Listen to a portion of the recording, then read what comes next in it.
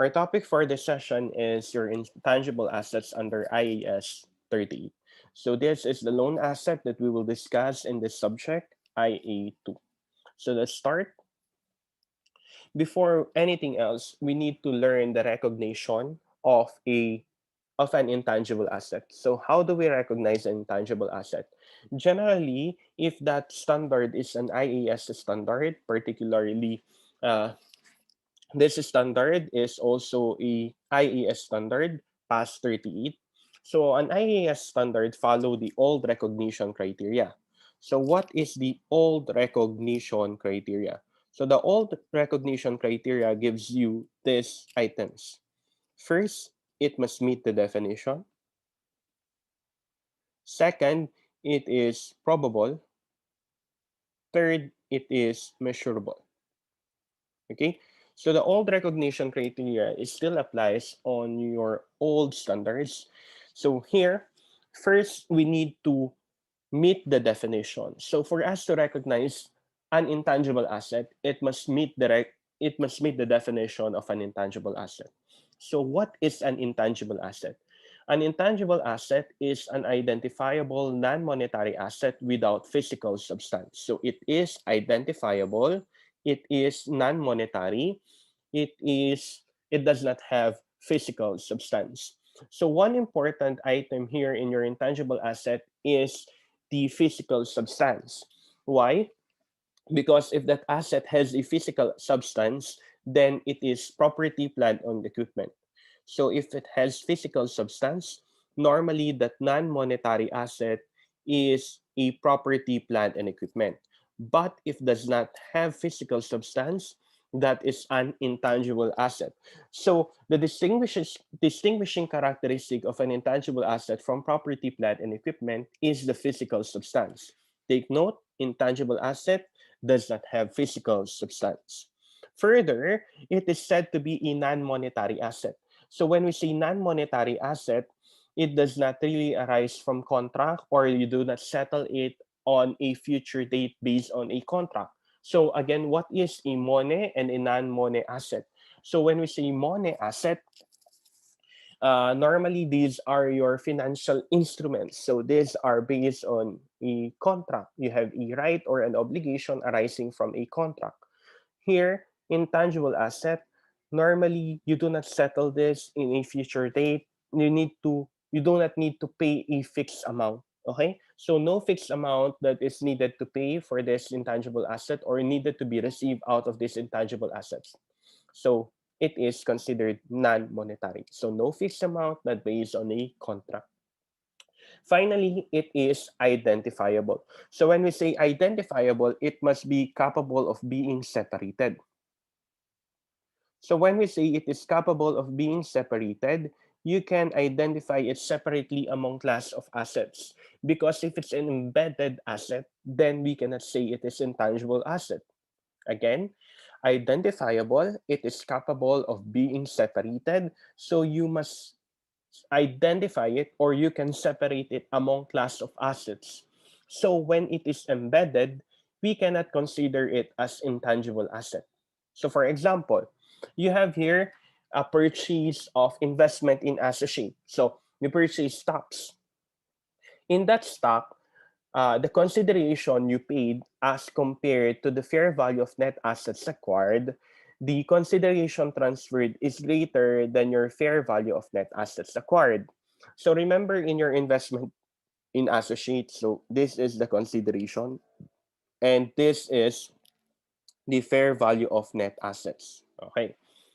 So, di ba ang ginagawa natin, consideration less fair value of net assets. If ever consideration is greater, we have a goodwill.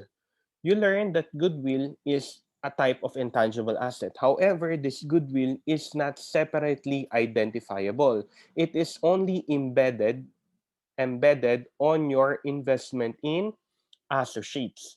This being embedded only and not separately or capable of being separated on that particular asset, it cannot be considered as intangible asset. So you do not separate it. It will still be placed in your intangible asset.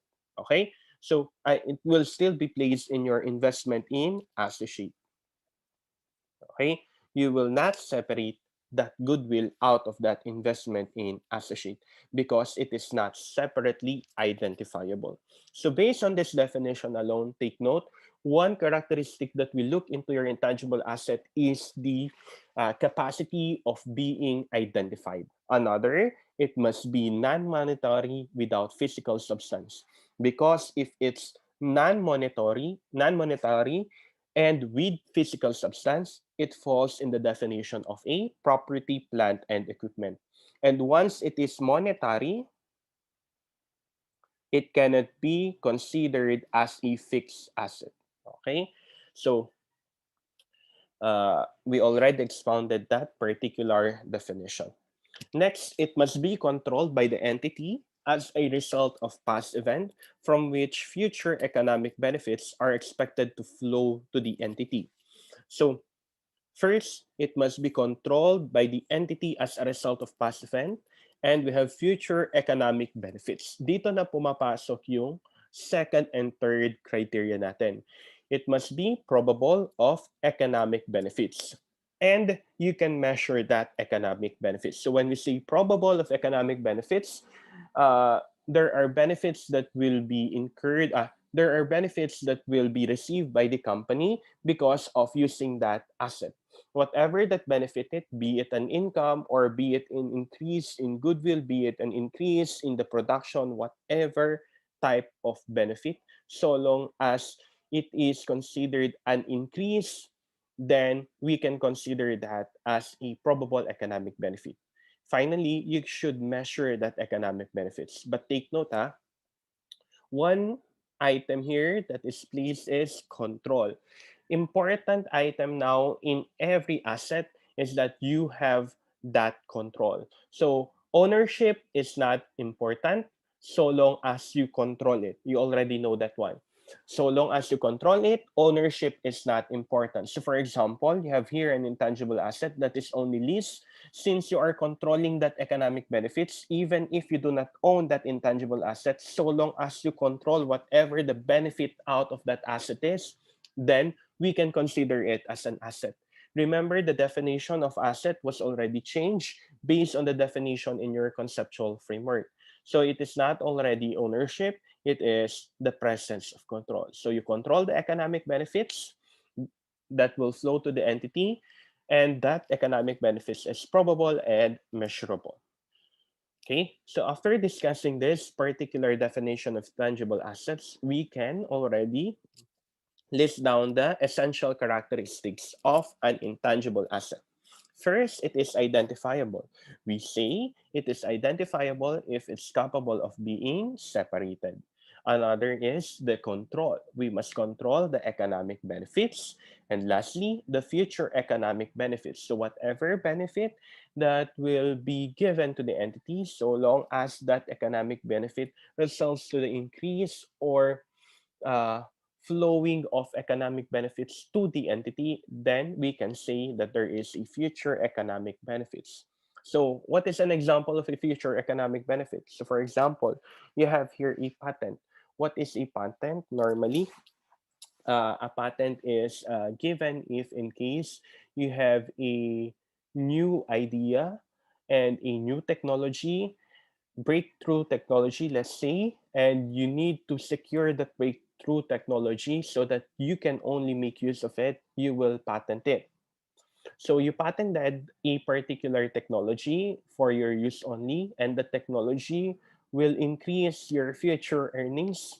Therefore, the economic benefit on that is the increase of future earnings. Okay, so again, we need to look whether that particular asset has future economic benefits. Sir, what if there is no future economic benefits? You already know this one.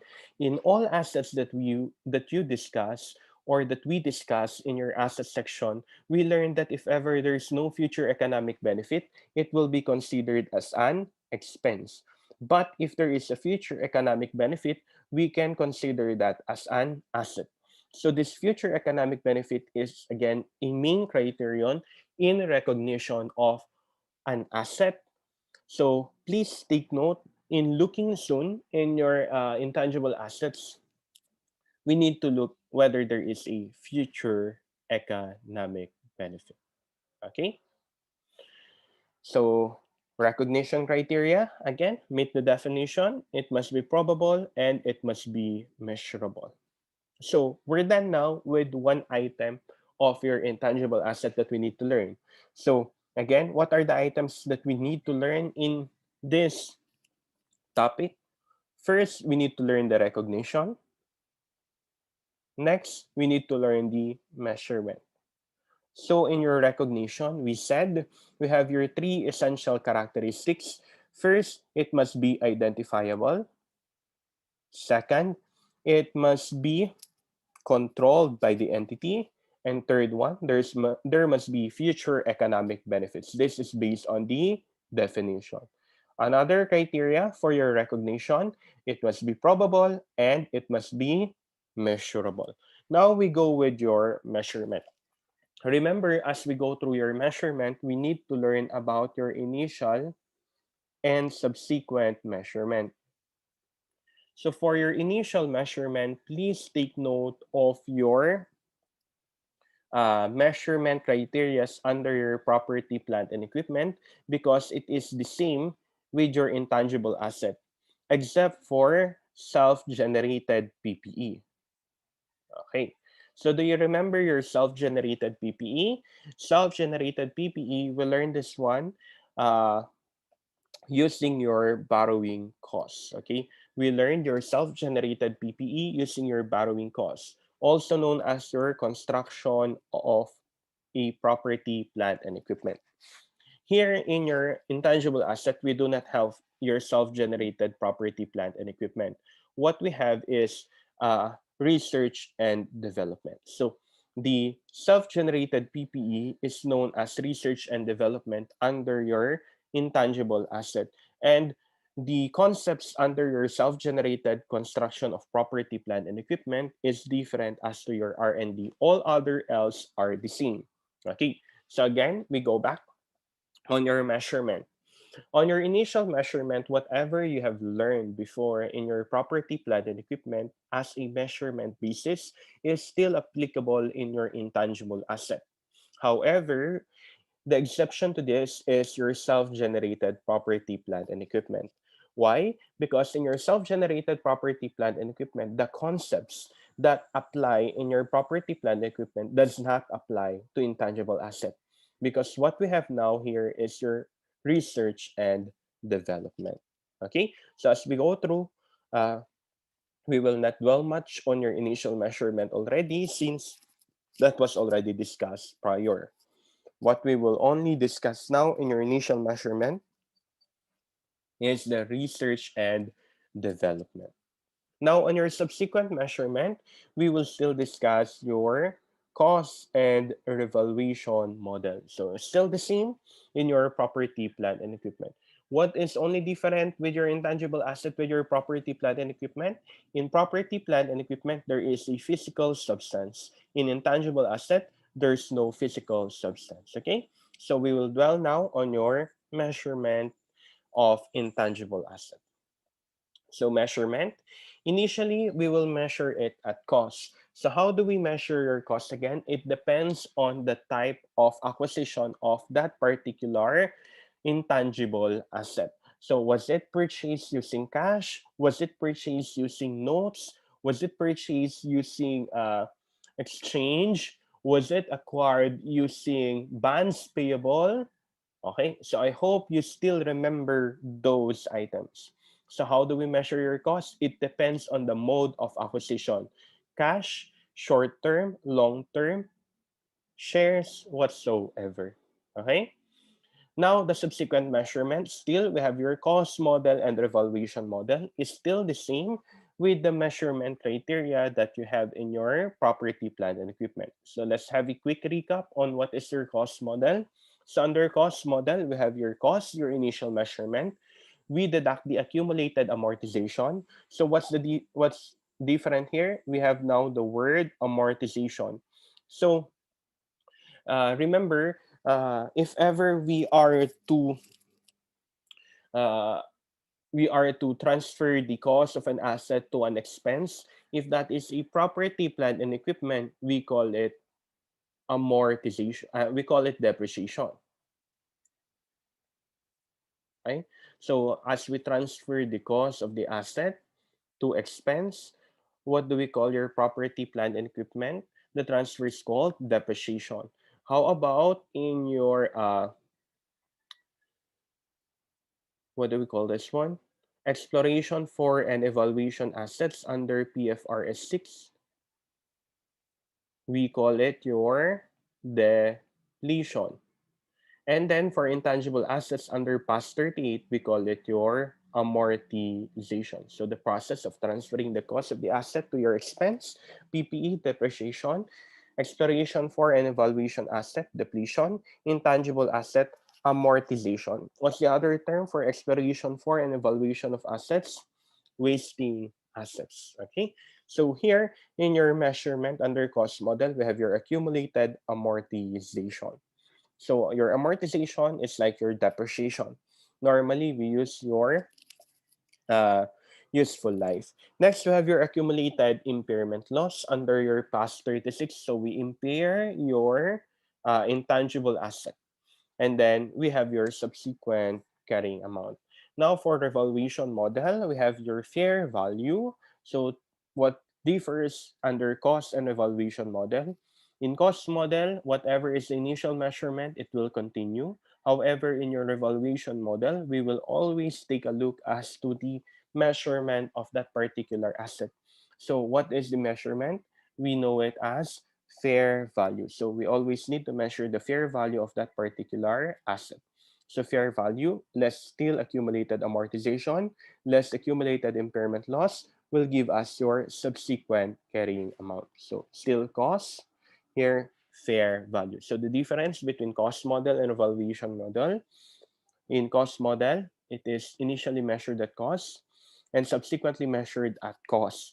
In evaluation model, initially measured at cost, subsequently measured at fair value. And then you can deduct the amortization and impairment loss. I know that you already know this one when you learned about your property, plant, and equipment. Okay, so since I told you that your initial measurement under your property, plant, and equipment and tangible asset is the same, and what only differs is your research and development, it is but proper that we can now discuss your research and development costs. So we have here your research and development costs. So under your research and development costs, we need to learn what items should be capitalized and when to capitalize it. Okay, so we have here your research and development costs. When we say research and development costs, we try to make a new intangible asset and we try to develop that until that we can say it is already an intangible asset. So this is like a process of acquiring new knowledge, transforming that new knowledge into an asset known as intangible asset. So when we say you are into your research, meaning you are acquiring new knowledge. You are acquiring new knowledge of making or on making an intangible asset. Development, you are already transforming or developing that knowledge to make an intangible asset. So it's like your research phase until your development phase until you can say you have an intangible asset. So you have here two phases, research and then development phase. Now we have your research phase known as your research cost. So any cost incurred during the research phase is known as a research cost. Any cost incurred in your development phase is known as your development cost. Now, how do we treat this research cost and your development cost? So again, in your definition of your intangible asset, there must be a probability of future economic benefit. Now, on your research phase, since you're only acquiring new knowledge or you're looking into your new knowledge to transform it into a possible intangible asset, the probability is still uncertain. The probability is uncertain. So it means that we cannot really tell that there is an intangible asset that you can get future economic benefits Since it is still uncertain, what should we do? It does not meet the definition of tangible asset because the probability nga is uncertain. Therefore, what we do, we expense it. We expense it. So here, the research costs will be expensed. In short, guys, all research costs are expense. All research costs are expense. You will never capitalize. You will never capitalize research costs. So anything that you acquire or anything that you uh, incur because of acquiring new knowledge will be expense. Now we go with your development costs. How do we treat your development costs? Under your development costs, the probability here is more apparent. So in short, it is apparent that perhaps there is a future economic benefit. So you can already see, kumbaga sa tunnel yan, nakikita mo na yung light na baka meron ng intangible asset. So in your development cost, probability more apparent. So does it mean that since it is more apparent, we can capitalize it? Guys, for development costs, I need you to be aware of that particular development cost because for development costs, not all development costs are capitalized. Not all development are capitalized. Take note, the word or the phrase used here is more apparent. It does not say probable. It does not say it is really probable. It only says it is apparent. You can say that it is probable, but it is not really probable. It's like it is almost there, but not quite. Parang ganon. So here in your development cost, since the probability criterion was not really established yet, what we do is we need to test it whether we will capitalize it or not. So not all development costs are capitalized. That's why there is an asterisk here in your capitalized area. So not all can be capitalized. Question is, when do we capitalize development costs? If you were under me in your conceptual framework and accounting standards, we have learned before that for us to recognize your development costs, we must meet this. Okay? We must meet I tae me. So what is this I tae me? So for us to recognize development costs or capitalize it, you must meet I tae me. Okay. So when to capitalize development costs? Take note, you must meet all of the following item. First, availability of resources. When we say availability of resources, all of the resources necessary or is required to complete that particular project is present. So for example, guys, you are to make a new technology. So let's say cell phone that can fly. Cell phone that can fly. Wow. So let's say you are to make a new cell phone that is really a breakthrough cell phone. So let's say you need a chip on that cell phone that lahat ng the refresh rates is really so high using the chip. The performance is so high using the chip. So you need the chip on that cell phone. So the chip is really important. If the chip is not present as of the time of development, although it is now apparent that you can finish that cell phone, again, it is now apparent that you can finish the cell phone. However, we said that that particular chip that is needed to develop that cell phone is not present, then we cannot capitalize it. Okay? So although it is apparent, but there's no resource, the resource needed to finish it is not present, then we cannot recognize it. Another, you must have the intention to complete. This intention to complete really can be initially demonstrated based on your commitment. Based on your commitment. Next, we have your technical feasibility. When we say technical feasibility, it is really feasible that you can make use of that particular intangible asset after you finish it.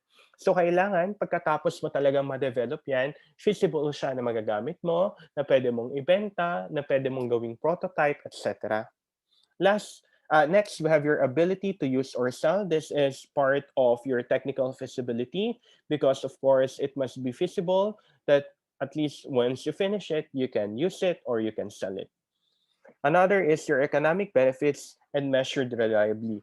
We're done with this. You already know these two items, economic benefits and measured reliably. That is your probability and measurable criteria. Now, what we need to make an emphasis here is your availability of resources and your technical feasibility. Normally, guys, for research and development type of problems, what we need to look is the feasibility. Feasibility, okay? So, pagka computation problems yan, normally pagka sinabing it is already feasible, you can already capitalize the research and development. However, guys, take note again, for your theoretical part, all must be present. So the 6 items must be present, not only feasibility. But again, when it is problem solving, if you can see the feasibility item, you already capitalize it as part of intangible asset. Okay? So again, guys, theoretically, when do we recognize development costs? Research costs, we're done with that. We will expense it. Research cost is expense. While development costs, we can capitalize it. You can capitalize it if ever you can demonstrate I time E. That is theoretical under PAS 38. However, for problem solving, once you see that there is already a technical feasibility, you can capitalize it as intangible asset. Most problems take that as a uh, signal that you can already recognize an intangible asset. Okay, so if ever you are solving problems, you can see that once there is technical feasibility, most authors will recognize that already as intangible assets. So theoretically, ITA-ME, problem solving, when you see technical feasibility, okay na yan. Okay? So let's recap your research and development. So research phase, you acquire new knowledge. Development phase, you transform and develop that knowledge to make an intangible asset. So in a research phase, there is still not much evidence that you can really make use of that intangible asset. There is uncertainty whether you can create that intangible asset. Therefore, any cost incurred during research phase is expense. Now for development phase. For development phase, take note, not all development phase is expense and not all are capitalized. Because the rule in your research phase is that all research cost is expense. While for development costs, not all are expense, not all are capitalized. So the question is, when do we capitalize? We capitalize under your development phase if in case these items are present. ITAME, so all must be present. What are those? First, availability of resources. Next, you have your intention to complete. Next, we have your technical feasibility. We have your ability to use or sell, economic benefits, and measured reliably. So these 6 items must be present. So take note, guys. We can only capitalize if I time E is present, theoretically. However, for problems, if there is already a signal of feasibility, we can already capitalize. I hope we are clear under your research and development. So let's have an example. CDH company is developing a medicine delivery device. Total expenditures for the project was 7,500,000, of which 3.4 million was incurred before July 1, 2019. CDH company's management team determined that the device will generate probable future economic benefits and achieve technical feasibility as of July 1, 2019. So again, if that is problem solving, what is your signal? The technical feasibility. So guys, we have here 7.5 million pesos. So before July 1, 2019, and after July 1, 2019. So before July 1, 2019, you incurred 3.4 million pesos. So 4.1 million pesos is incurred after July 1, 2019. So what do we look into here? If there is already technical feasibility, we said we can already capitalize that. So before that, you expense. Okay. So the amount of development cost to be capitalized as an intangible asset is, so after technical feasibility, your answer is 4.1 million. Okay. I need to stress this one again. For development costs, it's just really looking into the ITAME. However, if that is a problem solving, once there is a technical feasibility, you can already capitalize the development cost. So our answer here is 4.1 million. So anything before the technical feasibility is expense, but anything after the technical feasibility or during the technical feasibility, it is capitalized. So 4.1 million pesos. Okay? So I hope we are clear here in our example of research and development.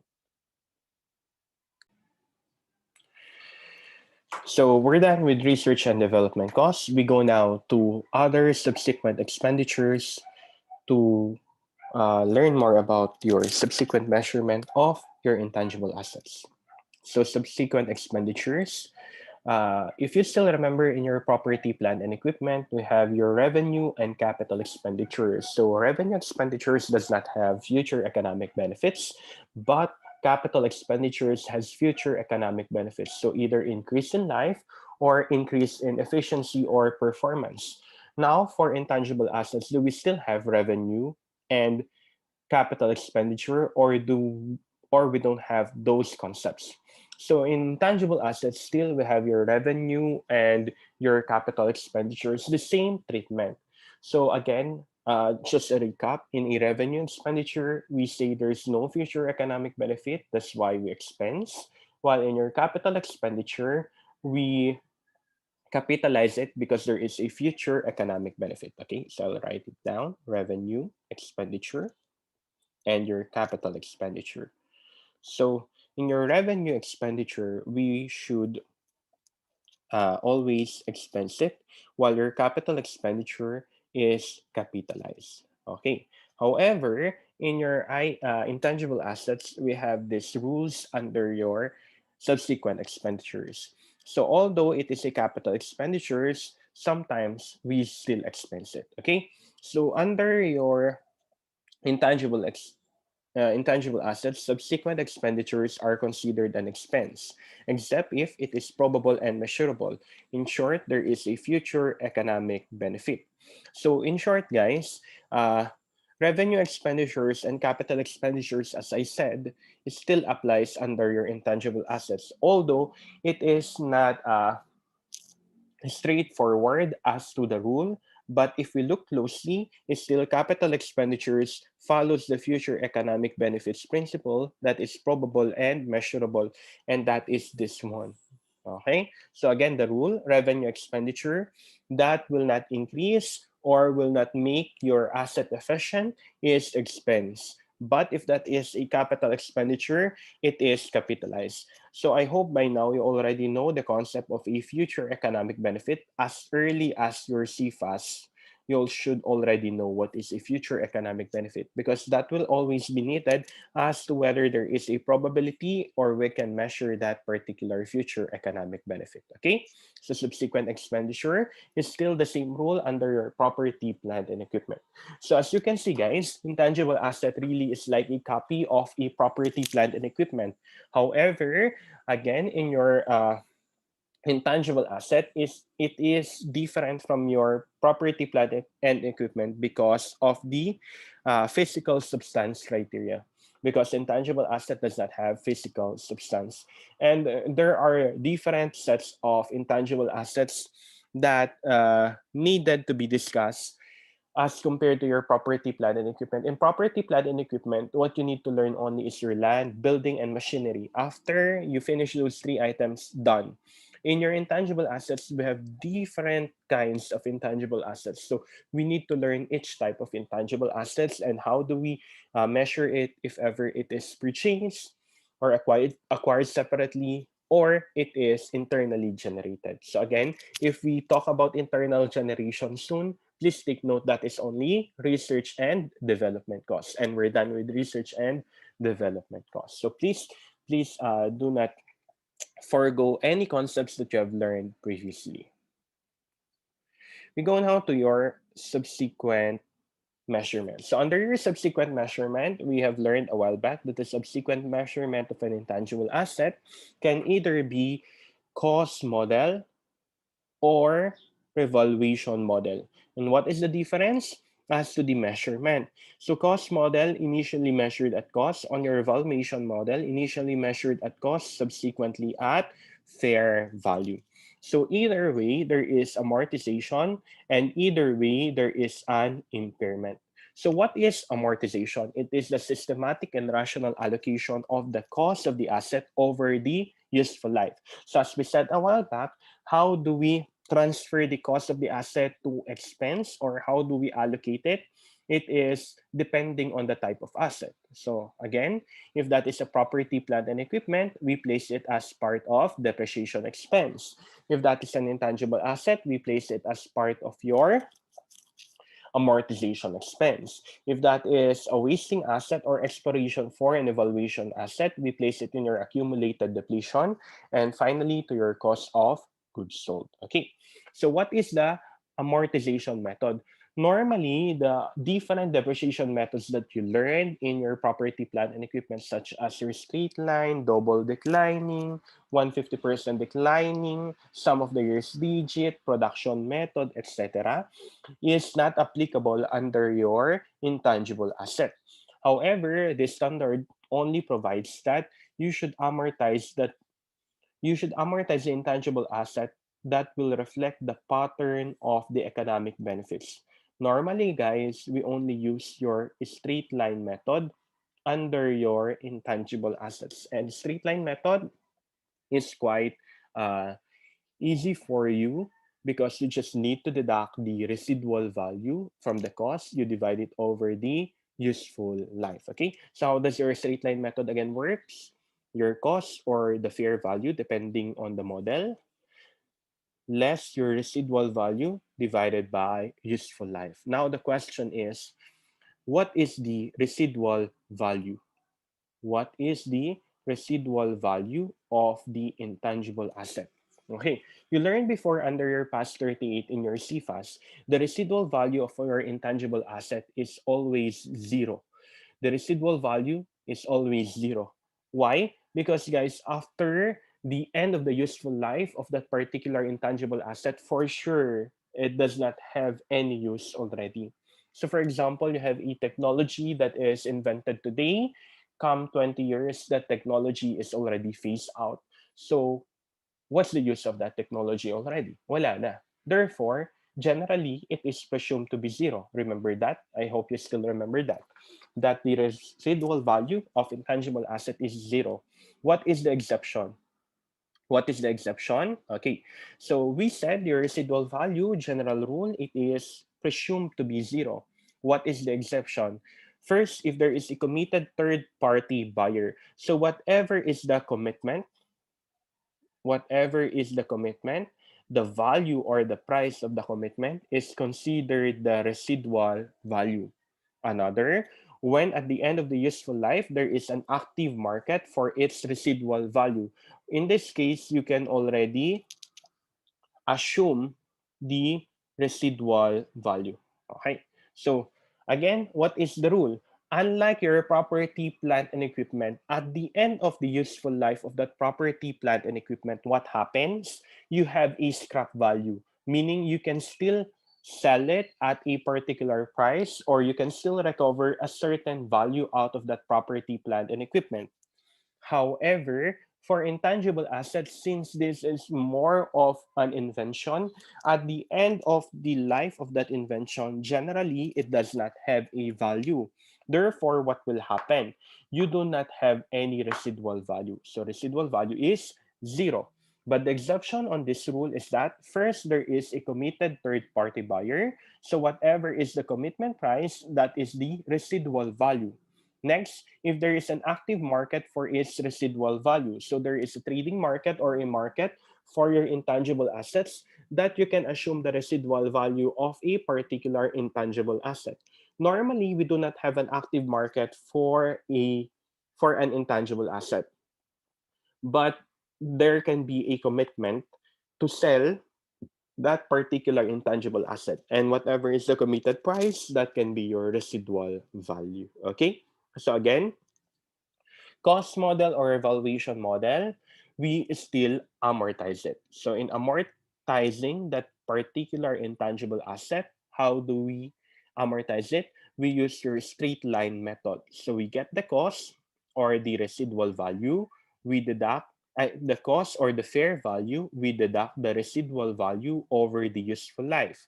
Now, we're done with this cost or the fair value. You already know that one. Now, our problem is the residual value. So, how do we estimate the residual value? Under the standard, residual value is zero as a rule, but the exception, if ever there is a commitment or there is an active market, then we can make a residual value. Sir, what if there is no commitment and there's no active market? Then it is zero. Sir, what if there is a commitment? Whatever is the committed price, that is the residual value. Sir, what if there is an active market? Whatever is the value of that particular intangible asset in that active market is the residual value. Okay, so you just need to look at these two items. So guys, please do not look into your residual value. Huwag ninyo nang hanapin yung residual value because again, it is presumed to be zero unless the problem states there is a committed buyer, therefore you can deduct residual value. Or there is an active market, you can deduct residual value. So I hope we are clear as to your residual value. Now, question is your useful life. What is your useful life for amortization? This now will be answered whether that particular asset has a finite or infinite life. Okay. So normally we amortize intangible assets, but when do we amortize? We amortize your intangible asset if it has a finite useful life. Meaning there will always be an end on that particular intangible asset. So there is a useful life. So you amortize it over its useful life. It's infinite. It is not amortized but tested for impairment. It is not amortized but tested for impairment. So again, how do we test for your impairment? We get for the carrying amount versus the recoverable amount. Okay, what is the recoverable amount? The recoverable amount is the fair value less cost to sell and the value in use. So whatever is the higher between the two, that is the recoverable amount. I hope you still remember. The fair value less cost to sell is the current fair value of the asset less the cost of selling the asset. While your value in use, why is it called a value in use? It is called value in use because it gets the present value of the asset as you use it. So that's why normally in your value in use, it gives you the different values or different amounts that you can uh, get out of the asset over its useful life. Normally, bibigay yan. If ever the asset has a 3-year life, it gives you values from year 1 to year 3 that you can estimate the asset as you use it. So you just get the PV. Whichever is higher, that is the recoverable amount. So you test it for impairment. Okay. So that's how we will compute for the recoverable amount. I hope you can still remember this one. So guys, under your present value of asset, please, I hope you do not forget your rules under your present value, rules under your present value or time value of money under your AE 103. What is that subject again? Finman. The Finman subject. I hope you still remember your Finman subject. How do you get for the present value? If it is equal stream of cash flows or unequal, or it is under perpetuity. If it's equal again, you just get for the present value of either ordinary annuity or annuity due. Unequal, what do we use? Present value of 1. Perpetuity, how do we get for that? We just get for the value, we divide it to your rate, diba? If that is perpetuity. Therefore, guys, if that is infinite, we use your perpetuity. Okay. Again, we go back on our rules. Here, in your value in use, you get the present value of asset as you use it. Clear? Okay. But what's the problem in your infinite? If it's infinite, there is no estimated years. So, hindi mo pwedeng estimate yung present value for year 1 until infinite years, right? Because it is infinite. Therefore, how do you compute that present value? So, we go back on our rules under your present value. So, under your time value of money in your FinMan, you learned about these streams of cash flows. We have your equal cash flows, unequal cash flows, and perpetuity cash flows. So infinite goes to your perpetuity cash flows because the cash flows is infinite or perpetuity. So the stream is, we cannot estimate the stream because it is in perpetuity. So since it is in perpetuity, how do we compute now for your value in use? Value in use is computed as value divided by rate. I hope you still remember that. So as you go through here, how do we test the impairment of infinite? I hope you still remember this, okay? Because maybe you're asking, how do we compute for this? It is perpetual. How do we compute for the present value? Take note, since it is infinite or perpetual, you use the rule on your time value for perpetuity. You get the value, you divide it to your rate. Okay, so the year 1, year 2, year 3, or the values over the years as you use it is not applicable because it is infinite. So how about if it is finite, sir? How do we compute for your value in use? Since it is already finite, to compute for your value in use, you use the equal or unequal time value or present value. Okay? So I hope we are already clear here on your recoverable amount. Okay? So if we get the value in use, for finite, you can test it the present value using equal or unequal. If infinite, how to get for present value? Use the rule on perpetuity. Use the rule on perpetuity. What is new here only is the perpetuity because it has an infinite life. Napakadali naman yan, guys. You just need to divide the value over the rate. Clear? Okay. So, ayan, impairment of intangible assets. How do we impair or when do we impair your intangible assets? We impair your intangible assets for finite intangible assets if there is an indication of impairment. When is there an indication of impairment? Normally, guys, if ever the question is, what is the impairment loss? Normally, there is an indication of impairment on a problem. So, what is the real indication of impairment? Per figures, we compare the carrying amount to your recoverable amount. If your carrying amount is greater than your recoverable amount, we have an impairment. Okay? If your carrying amount is greater than your recoverable amount, we have an impairment. Okay. If infinite, when do we impair it? You impair it annually or when there is an indication of impairment, but normally annually. Annually. Okay. So, under the rules in your past 36, when do we really impair? If there is a significant volatile changes or there is insignificant volatile changes as to the values of the property, plant, and equipment or the intangible asset, we need to consider those items. But normally, if there is an indication, we impair it. So, when is there an indication? If the carrying amount of the asset is greater than the recoverable amount. If the uh, carrying amount of the asset is greater than the recoverable amount. Okay, let's have a quick recap on what we have discussed today. So we have discussed for the recognition and the measurement of intangible assets. So for recognition, we have discussed your definition of intangible assets, which gives us the three essential characteristics. So what are the three essential characteristics again of your intangible asset? First, it must be identifiable. Second, you must control it. And third, there is a future economic benefits. So aside from that recognition criteria, we also have these two items. That is your probable and measurable. Okay. Take note, it must be identifiable, meaning it can be separated, capable of being separated so that we can identify it. If it is embedded, we cannot recognize it as an intangible asset. So although there is no physical substance, what is important is the identifiability. Now we go with your measurement. So under your measurement, we have your initial measurement. For initial measurement, generally, what we need to look is whether it is purchased or acquired. So when we say it is purchased or acquired, we apply all the rules that we learned in your property, plant, and equipment.